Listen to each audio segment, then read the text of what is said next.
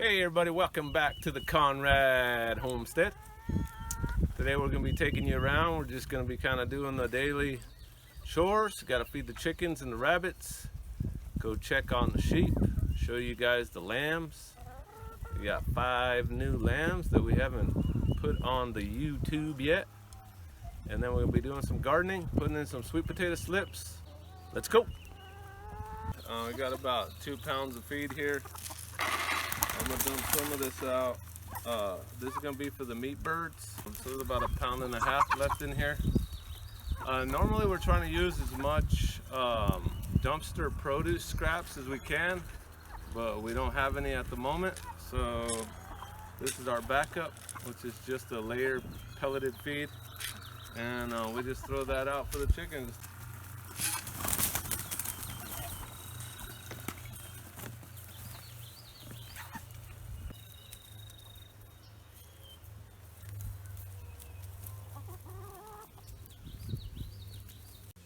Okay, so another feed that we give the chickens and the rabbits is we cut them some grass.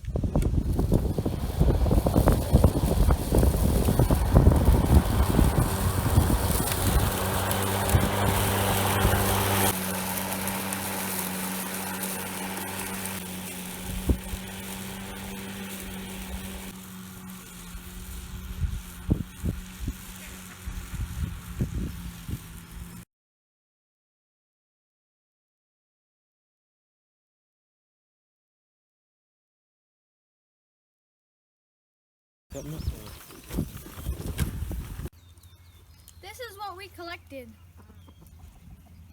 So for the rabbits, we give them a capful of rabbit pellets every day. And as you can see, we're using very low cost tuna cans is what these are. This is the smaller tuna can, and that's what they get every day. We put it inside of the larger or the medium-sized tuna can. And we were using these as the feed trays, but they kept knocking them out. So you actually really need some space up top for the food to be settled down past the halfway point. You don't want to use this, because if you use this, then they knock half of it out on the ground and they don't eat it. This is actually Victoria's rabbit here. This rabbit had, how many babies was it? 11 babies? 10 or 11 babies just a couple days ago. I'll show those to you in a second, but we wanted to show you how we're feeding them. Here you go.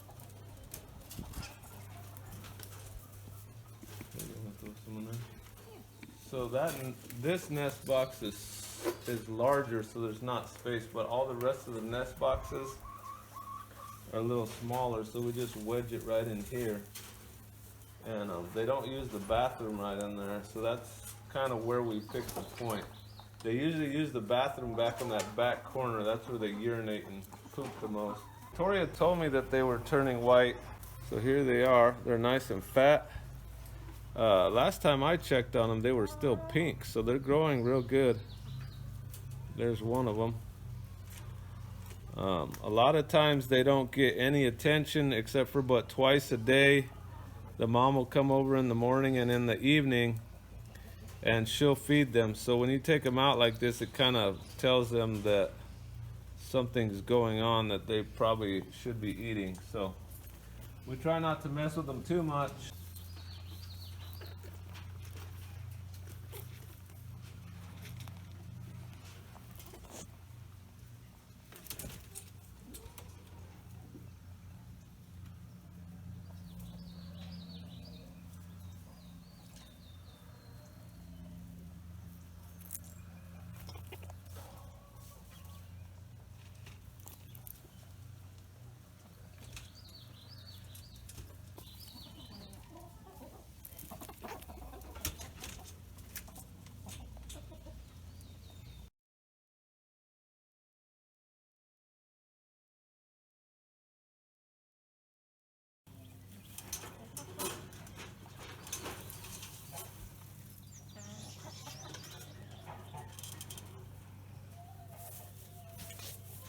Leave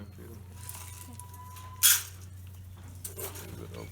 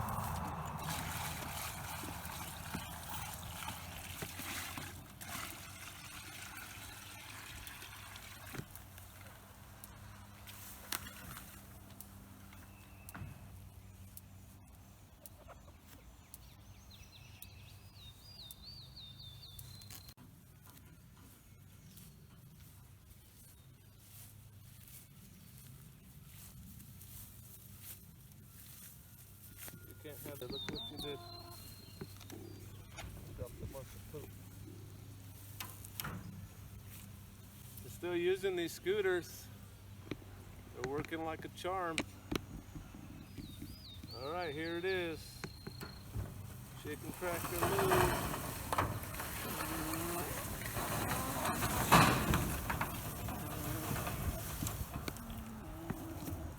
Here's the feed. There's the feed for the meat birds. No, it's not for you. They're looking nice and fat. You can see a lot of them, a lot of the sheep are losing their winter coats. You can see how thick it was.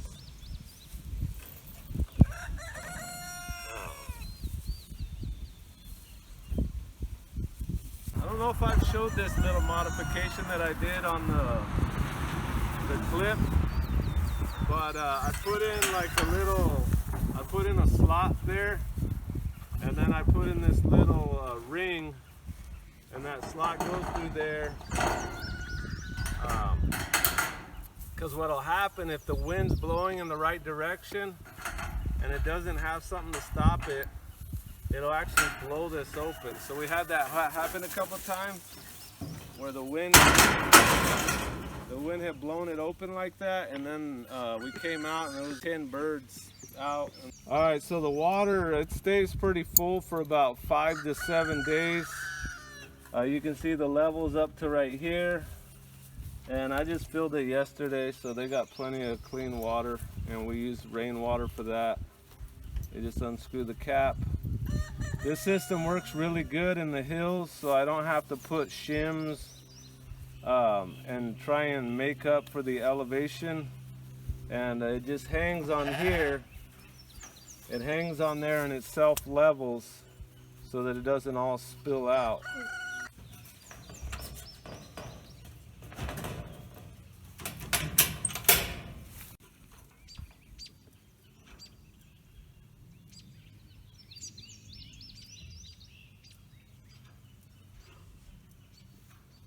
Sheep are just hanging out. They're all fat and happy.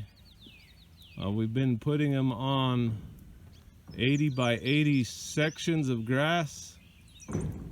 We'll put them on there for a day, and then we move them along. So the next spot that they're going to is right there. A lot of people say that sheep don't need any shade. They can just sit out in the sun. But if they have shade, they'll go and sit in it and they'll get out of the sun. That sheep shed is probably about full to capacity. We're thinking we're gonna have to build another one to make some more space. So one thing I wanted you guys to see was these new lambs that have come out. You can see there's 3 of them in the front there. And then there's 2 more of the new ones. Oh, I got a little too close. And now once one of them goes, then they all go. So here's the other 2 right here. Come on, little sheep. Where are you going? Where are you going, little sheep?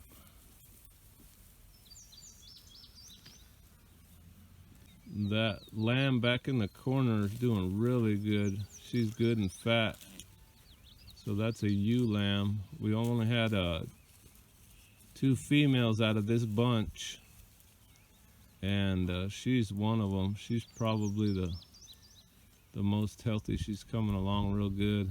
This is the other female here.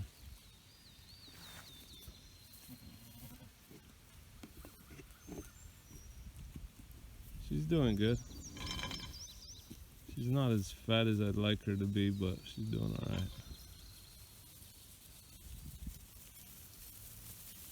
And here comes the twins. The only set of twins that we had was those black rams.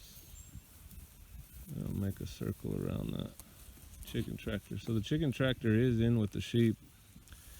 You probably couldn't do this with cows because they'd destroy that chicken tractor, but these sheep aren't very heavy. They will rub on it. You can kind of see the hair hanging off that front corner. but we haven't noticed them doing any damage to it really. Yeah, looks like they all rejoined the group over here. Everybody decided to come back into the shade. And here's the dog. The dog's been being a donkey, so she's been chained up. We're hoping she'll grow out of it. You ain't gotta run off, it's alright, girls. I like when the lambs climb on top of the adults, it looks funny.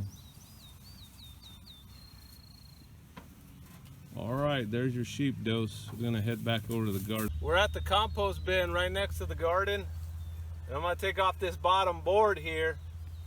And what we've been doing, we did this on the other side, but we've kind of depleted all the compost that we could get at. What we do here is take out the bottom board, and then it's kind of like a gravity feed system, and we keep adding to the top, and then we pull out the bottom where it's the most aged and the most broken down. And that is actually the most nutrient dense too, because the water's pulling a lot of those nutrients down. I'm gonna break out this board.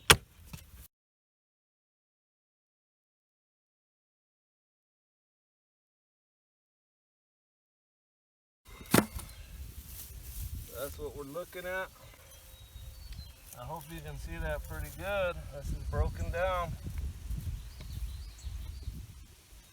So this would be considered what they call a cold compost. If you were to put a meter in there, it's probably not real hot, but over time, any organic matter is going to break down. And a lot of this here at the bottom is over a year old. So one of the reasons I want to collect this is to use it while we're going to do some planting. I'm just gonna load this up. All right, so David got us distracted and brought over a couple of tempting strawberries.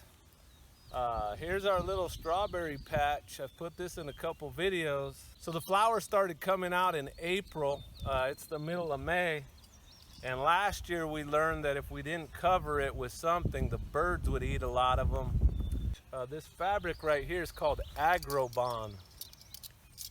And we just use these little clips, kind of show you the little structure we made. We made a little structure out of cattle panels.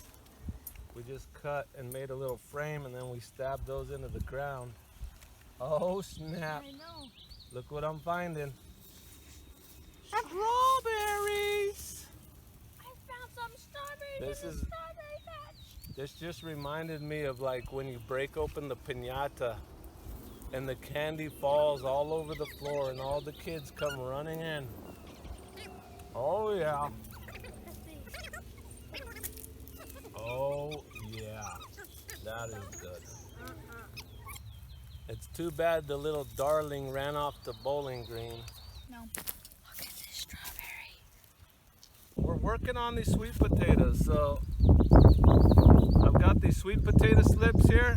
Got about I think I got about 15 to 20 of them left. It's a 100-foot bed, so we're going to finish it out, do the last 20 feet, and then we'll probably put some more just sporadically on the outskirts. One thing that we've noticed about the sweet potatoes is you don't want it right next to another row, because they're going to grow all over the top of everything else.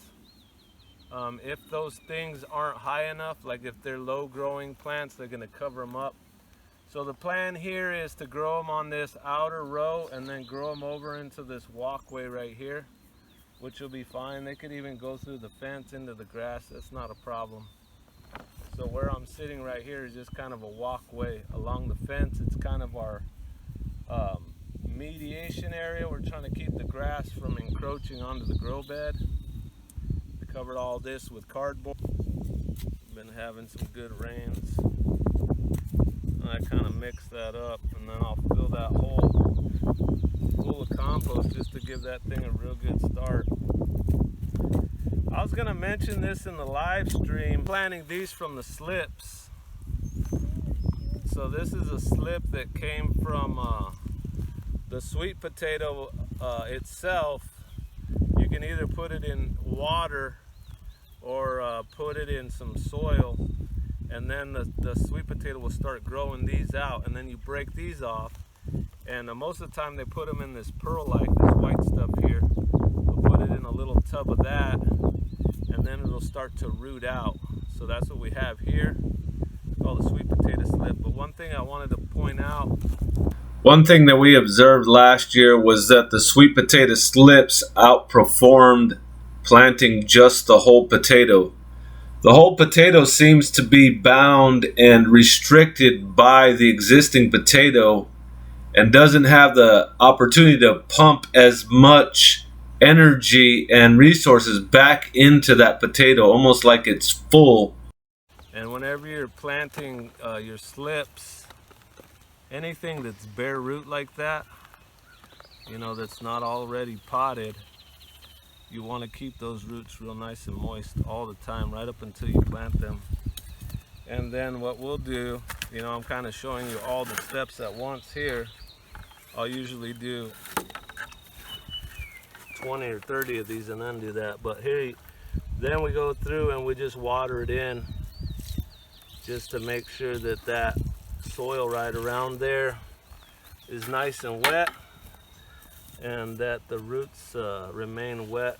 You want to make sure that you don't have any pockets of air in there. Alright, we're in a little guild that we started. There's kind of a little mound here. I'm assuming they put the mound here to stop the flooding, because this is kind of a low spot, and there used to be a barn right here. I think that's why this mound was put in, but we use this mound to plant some plants. We've got 3 honey locusts here, and then we found a wild plum and dug that out. That's in between those 2 locusts. And then these right here are comfrey. It's a variety called Bocking 4. We got a strawberry in here, and then there's some elderberry, and we actually planted some miscanthus grass back behind here. We're gonna slap some of these sweet potatoes in here. Seems like it'd be a good spot. We're already have established this as a grow area.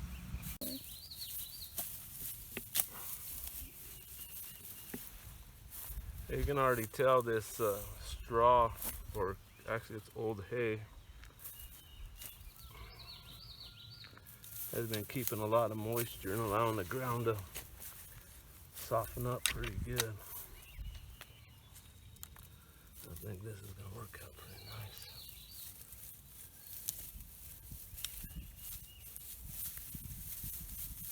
Here's a look at the guild when it's completed.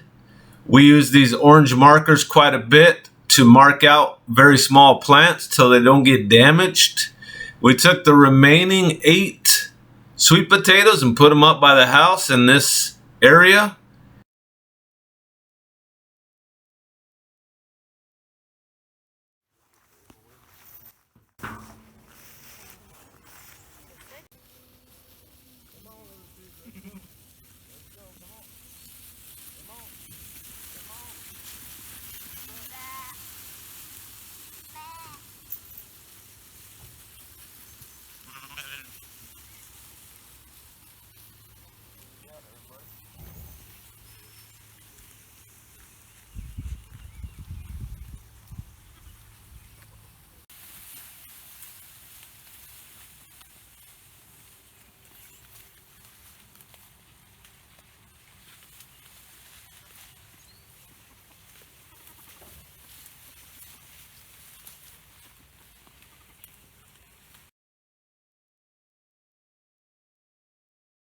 These 2 bunnies, well, I guess they're gonna show you what they've been doing all night.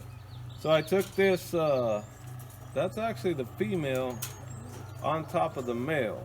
You may think that was the male.